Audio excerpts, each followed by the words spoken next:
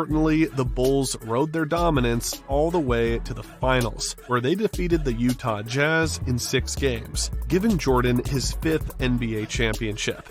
That victory cemented the Bulls' second three-peat as inevitable, and nights like the rout of Houston showed why they were untouchable. Russell to inbound, looking, skipped across, tip in the steal, got it, saves it to Tony, he runs it again, the Bulls win! Have won their 5th championship in the last 7 years. They do it, the drive for 5. For the Houston Rockets, the game highlighted both the promise and the cracks of their veteran super team. With Olajuwon, Barkley, and Drexler, expectations were sky high, but consistency was elusive. They finished the year 57-25, strong enough for the 3rd seed in the West and advanced to the Western Conference Finals.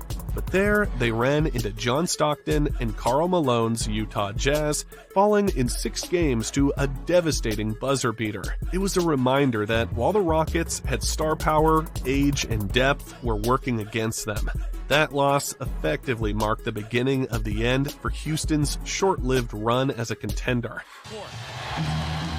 Stockton, open 3, hit! John Stockton sends the Utah Jazz to the NBA Finals.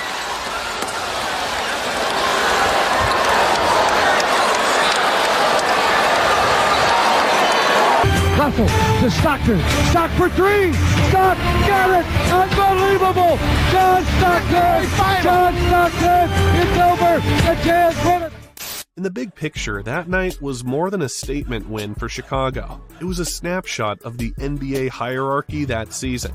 Jordan and the Bulls were still at the top, while Houston's super team remained just a step below, always chasing but never quite catching the dynasty in H-Town. We were a little bit older. I thought I was joining a super team to some degree, but it just didn't work out. You know, we just didn't have the right chemistry, and we were aging a little bit. I felt like that it wasn't a good fit for me. Obviously, coming off a second back surgery, I needed a little more youth around me. I didn't realize how much Hakeem had diminished in the game, I'm gonna be honest. And I didn't realize Charles wasn't as dedicated as I thought he would. When the Bulls and Rockets clashed that night in Chicago, it was supposed to be a showcase of 2 titans colliding.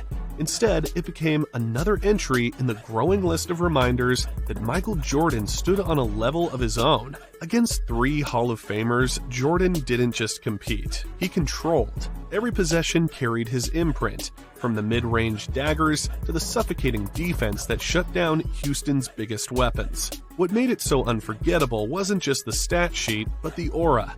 Jordan dictated the pace, bent the Rockets' defense, and made a team built to challenge him look powerless. Even legends like Barkley, Olajuwon, and Drexler couldn't stop the inevitable. Nights like this defined the Bulls' dynasty, not because they were routine, but because Jordan made the extraordinary feel expected.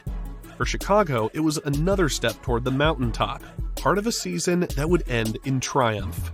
For Houston, it was a hard truth. Even with elite talent, the margin between greatness and true dominance was wider than anyone wanted to admit.